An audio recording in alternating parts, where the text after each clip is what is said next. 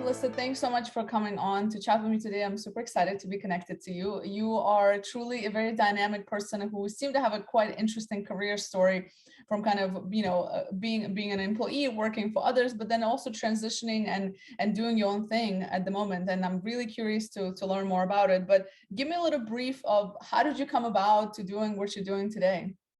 I mean, I kind of joke that I never knew what I wanted to be when I grew up. And all around me, people had these very set career paths of being a doctor or a lawyer.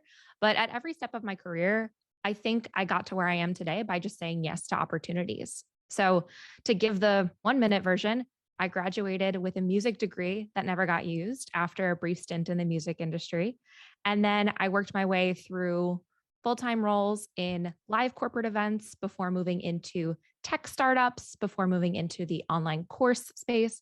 And I would say most significantly was my recent role at Teachable, which is an online software company where you can create and sell your own online courses. And after working behind the scenes at Teachable for 4 years, I ended up leaving to become a product user.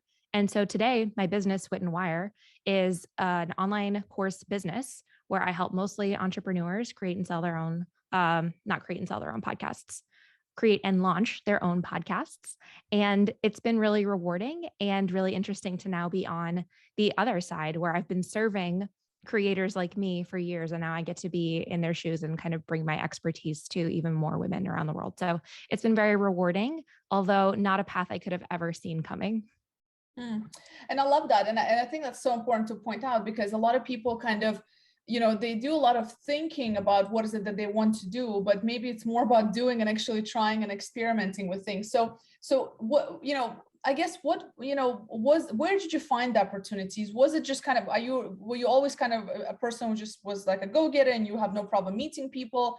Or did it come naturally to you? Or did you actually have to go and like make an effort to go and explore these different areas? Like, how did you go about it? Whenever I had a full-time position, I would say I'm a quiet leader. I always just wanted to listen and be helpful. So no matter what company I worked for, I always became a go-to person for different things.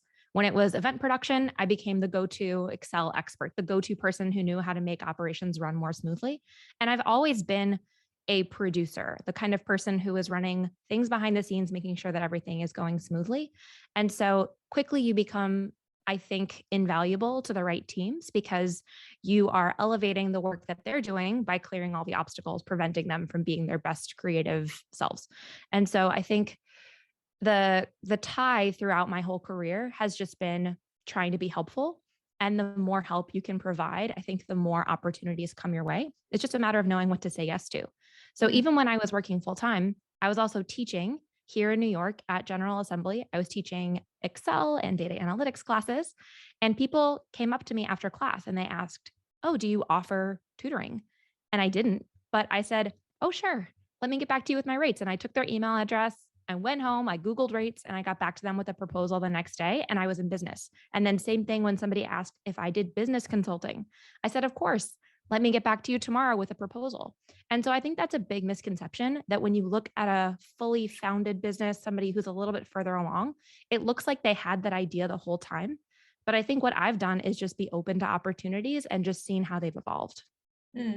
Yeah, that's so spot on. And I think it's just having that courage to be like, I can do this, I can try it, and not being afraid to try. So, but did you ever have a moment like, like, oh, should I do this? Should I not do this? Or you just pretty like, no, I'm just going to do it. Or did you have any mental game that you were playing with yourself to try to actually put yourself out of that comfort zone? I think we all wonder, who am I to take on this role, especially if you've never done it before? Like when somebody asked me if I did business consulting and they wanted a pretty high level project, I had a lot of internal questions around, are they sure? Like I was young, I was 25. I was like, do they really want to hire me to consult on this 200-person company? But something that I decided early on is that I would let other people tell me no instead of ruling myself out. And so when you go into it with the mindset of the worst thing that can happen is a no, I think that makes it seem a little bit less scary. So I just always had this positive outlook where if I put myself out there and they said yes, it would work out and it would be great and I would learn something. And if not, then I would find a different opportunity in the future. I love it. That's golden advice. Like, I mean, really, what's the worst that will happen? Somebody will say no. Oh, well, moving on. Right. Exactly. We're so Yeah. afraid of hearing no. but I think we tell ourselves no preemptively too much. So if you play out the worst case scenario in your mind, I think you'll find that it's not nearly so bad. Yeah, I agree. I agree. That's so spot on. I think that a lot of times we're just our own blockers to success, essentially. And a lot of times we put ourselves in these boxes, and if we don't, if we don't see ourselves outside of it, it's hard to move forward. And I was talking to actually to another entrepreneur, Josh Little. He's the founder of Valley, and he's successfully kind of launched 4 businesses and etc. And he was saying, he was like, Elena, I had to go through so much, so many different ideas and so many experiments. He went through like 12 different ideas before he actually got to each of his successful businesses. And he's like, if I didn't believe in myself, and if I cared too much about, what the outcome would be, I would never do it, So I think it's just, that's one thing I've noticed about individuals like yourself. It's just this curiosity and willingness to try. And even if you don't succeed, it's just that courage is essential. Yeah, that's really good. It's always nice to hear this, and I love that. So, and is there anything that you yourself as an individual do in terms of day-to-day, like your routines, your habits? Because I'm sure it is very stressful to as much as you enjoy the process and all that. I know entrepreneurship can be stressful and having to kind of be the go-getter and the hustler. But is there anything in your day-to-day that you do that is helpful to you to maintain that, like, managing your energy? It is tough. Something I noticed that's very different about running my own business is that you have so many ideas about what you want to do. But for me, I'm a solopreneur. I do have some contractor support, but it's largely just me doing the business. And so no matter how big my ideas are, I, the one woman team, can't possibly do all of them at once. And it's very different from working at a full-time role, because even if you're feeling really invested in that company, as I did, especially at Teachable, I really enjoyed working there, there's still a different separation where it's not your thing. And you also know that there's a team of so many more people working, where it doesn't feel like the weight of the whole company is on your shoulders. And so I think for me, something that helps me stay not only on track and focused, but also not so overwhelmed and overworking myself to the ground, is that I do start the week off with a review where I take a look and I see what are all the things that I had planned to do this week, and ask myself, is this realistic?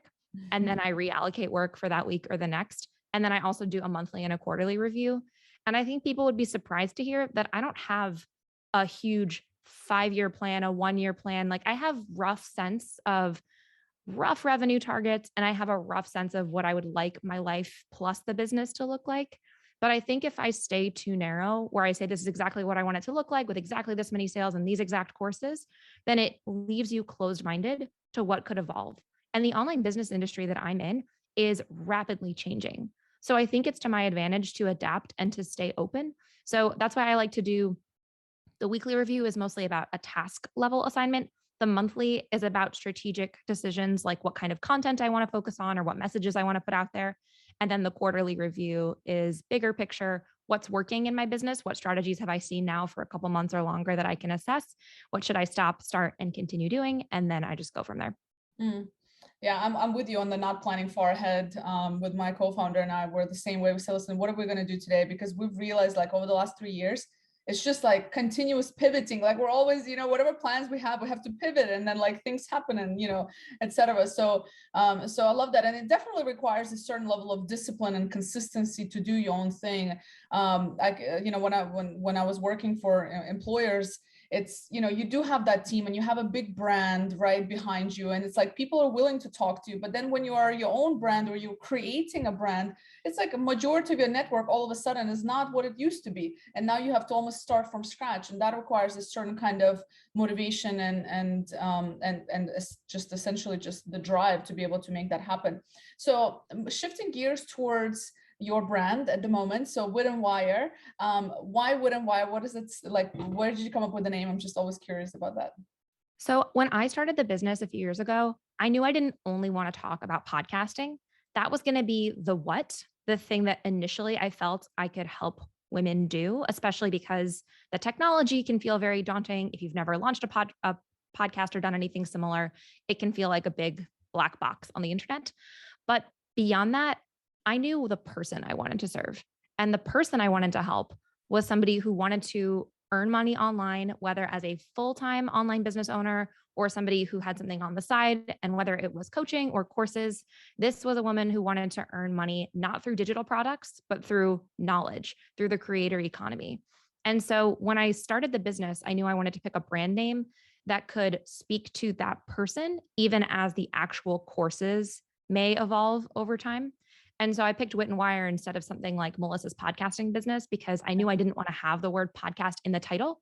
And so Wit was more of a nod to a personal attribute. I feel like I have a dry sense of humor, but Wit is also about knowledge and wisdom. And then Wire was kind of my nod to how you might communicate it online to other people.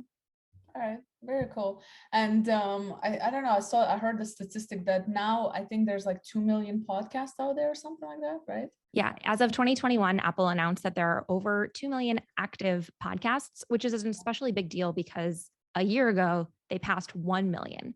So it's not so much just about the number, but the rate. But at the same time, there are stats beyond the big headline. And a big one is that of those podcasts, Amplify Media reported something like 43% of them have 3 episodes or fewer. So a lot of podcasts don't really last for the long haul. They maybe launch and then they don't continue, or they were active a long time ago and they've stopped. And I think that it's not a sign of failure to stop your podcast. I don't think every podcast needs to be infinite to be successful, but I do think that the number alone, 2 million, is not the full story. Yeah, makes sense.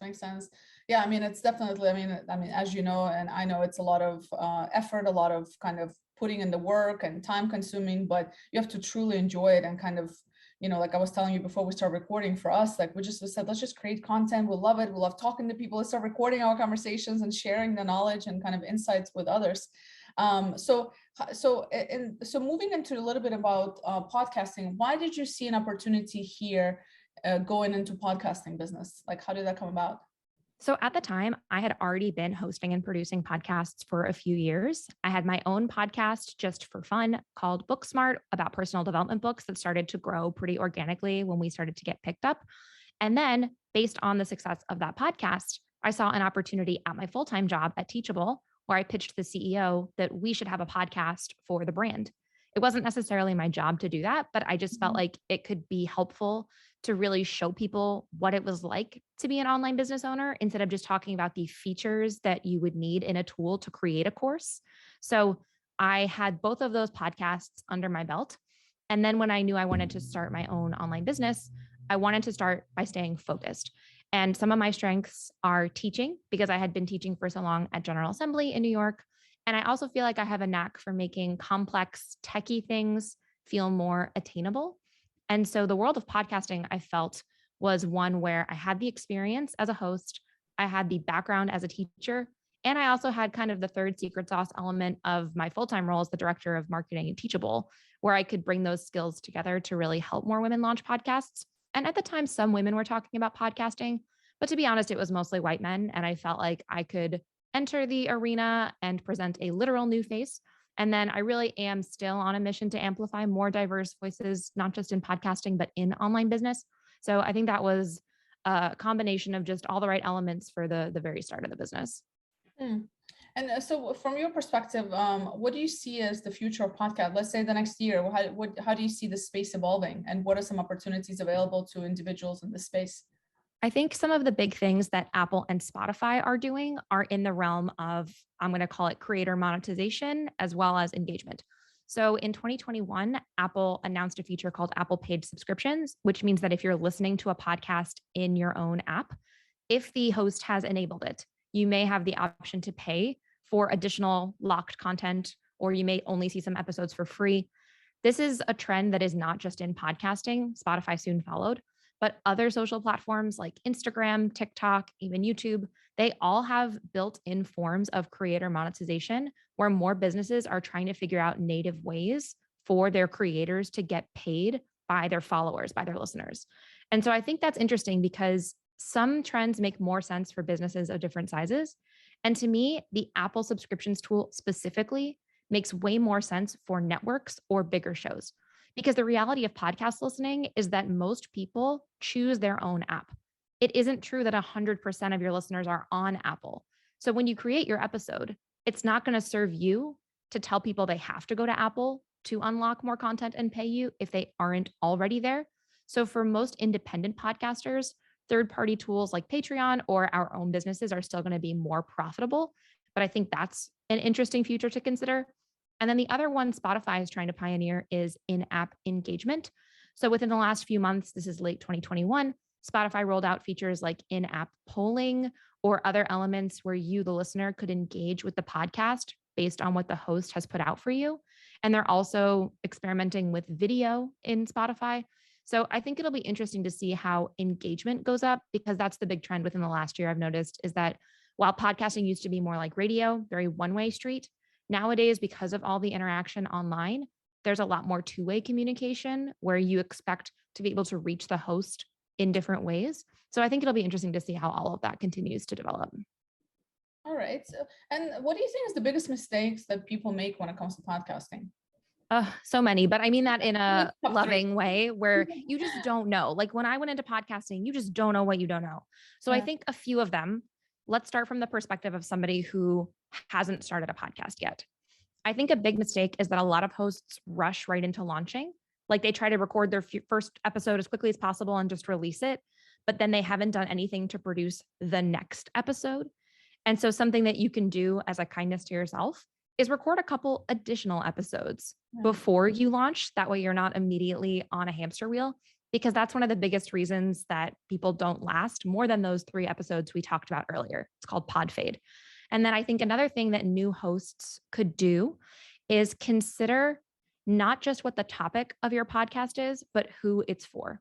So too often, I think people want to be the podcast for everyone.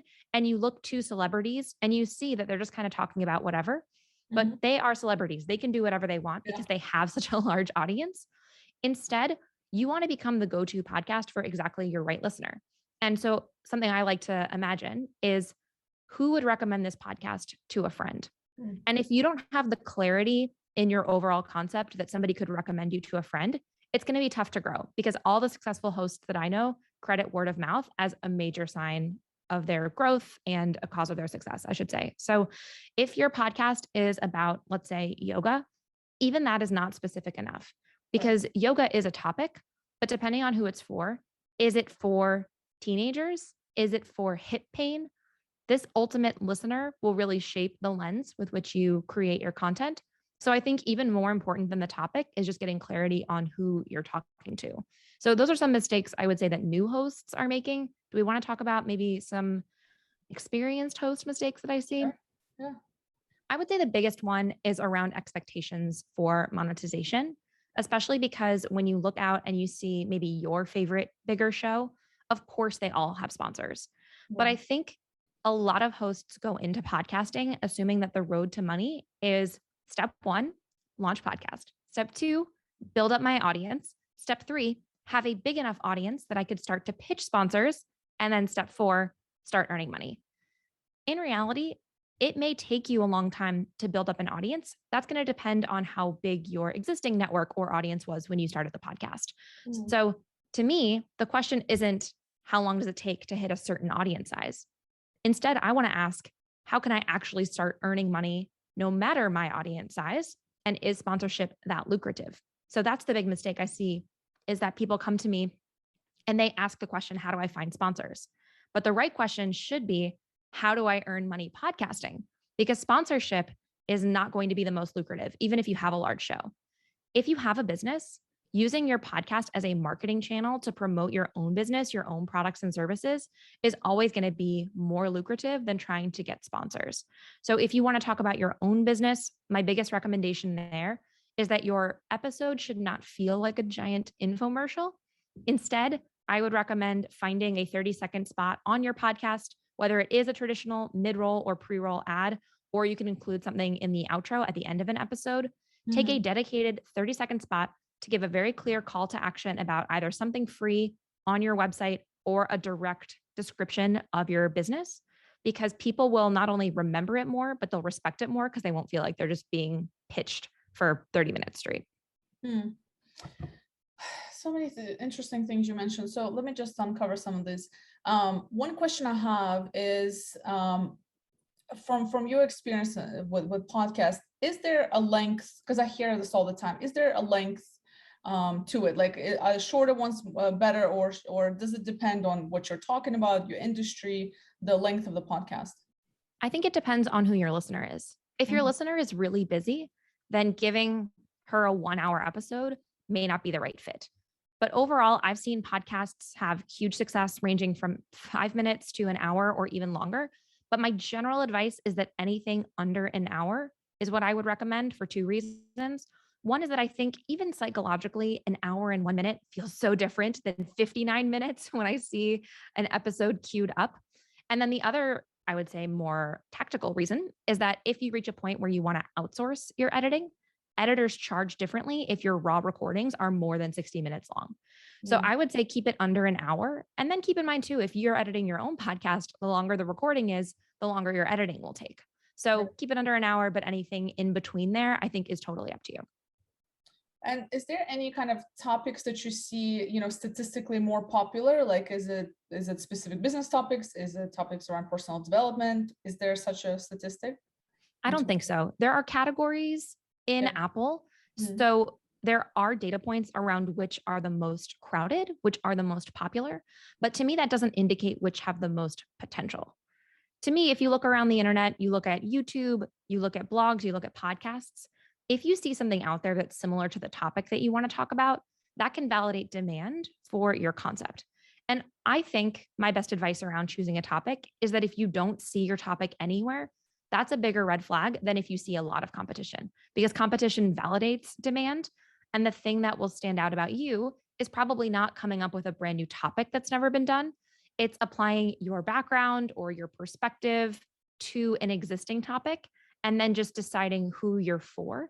Like, my podcast is about podcasting. There are plenty of others that talk about podcasting, so I'm not the only one, but I have a specific background. I worked in tech startups. I've been in the online course industry. I'm talking to fellow online business owners. I also have my background as a teacher. So I think just certain qualities about my personality combined with my experience mean that some people prefer my show to other similar topics. So look for the validation that the topic is out there in some form. It doesn't have to be a podcast, but I really do think that any topic could be a successful show. Hmm. Yeah, I mean, I'm learning so much from this, actually. Yeah, and I think at the end of the day, it's just also depends on the style of the person. You're gonna click with some people and not others. Anything from the tone of their voice to how they speak, etc. So that's interesting. What do you see from like an entrepreneurship perspective? What is the biggest challenge for you as a sole entrepreneur? I think it's just deciding which tasks are worth my time and energy, because you are a limited resource. You are your most valuable asset in your business. And so many strategies on the internet are good. So I think there's this misconception like, okay, my plan is to do the research and figure out the best strategy. What's the best idea? But when you start to do that research, you're going to find that there are many bests. There's no such thing as a one size fits all business approach. Instead, you're going to have to decide what's right for you based on your personality and your strengths and the overlap of that circle in a Venn diagram with what is right for your audience. But there are tons of shiny objects out there. There are tons of trends that will always pop up. And on top of that, things will always change. So I think that the best mindset you can have as a business owner is to know that things will not go to plan and that things will change. And instead of seeing that as a failure, just see it as a part of the journey. And I think when I worked in live corporate events, a big thing that I learned is that no matter how meticulous you are, something will always go awry. And so now when something doesn't work in my business, I don't see it as a failure. I just see it as a strategy that didn't work in that moment and I learned from it. So you have to be willing to separate yourself from the success of the business. Like, my worth is not tied to how my business is doing. But I do think it's really tricky to know, where do I spend my time and energy? And then second, just being able to separate yourself from the business and remember that if you're having an up month or a down month, that's not a reflection on who you are as a human. Absolutely. I mean, it's a roller coaster, this entrepreneurship journey. So you can easily go down the hole very quickly and stay there for a long time unless you learn to recognize that and pull yourself out.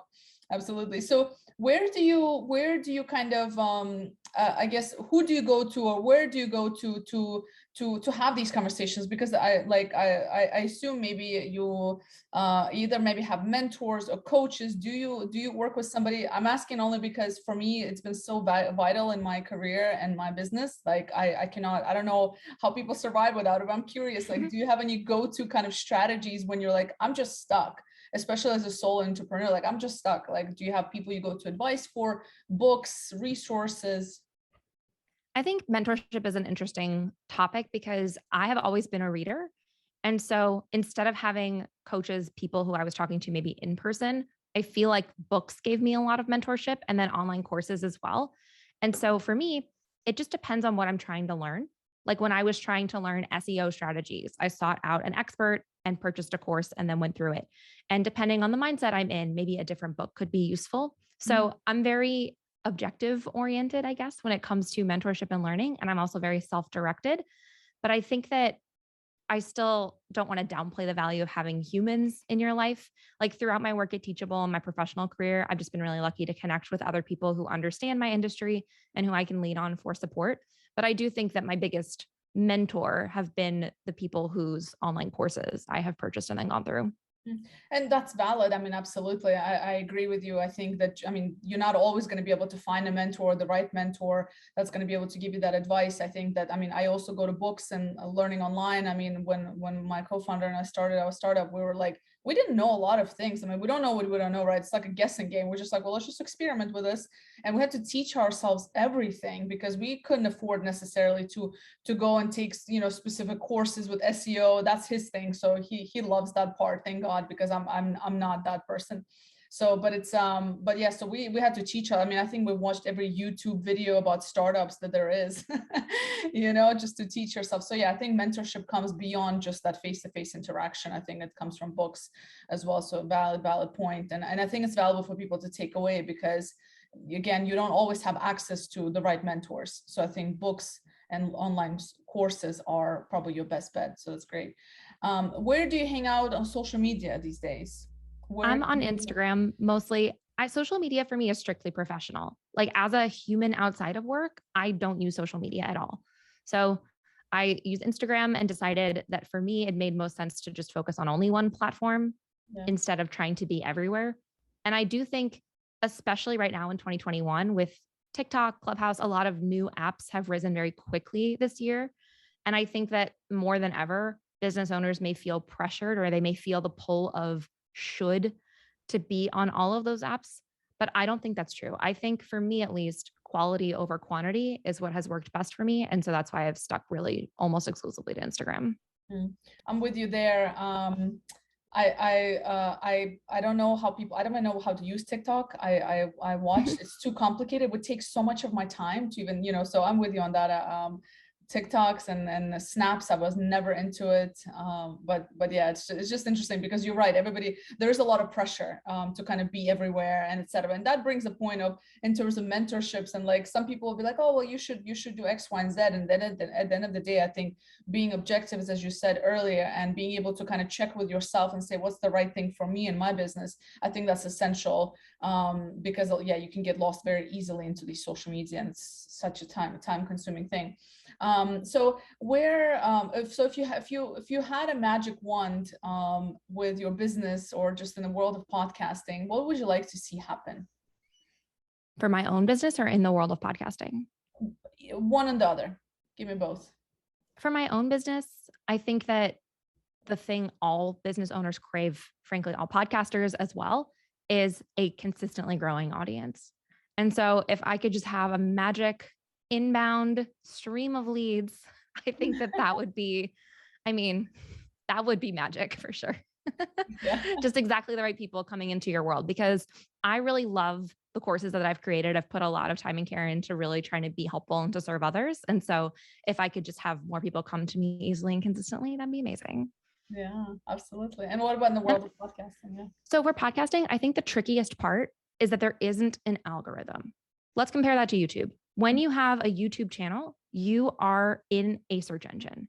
YouTube has a search bar and people regularly go to YouTube to solve their problems and to find content.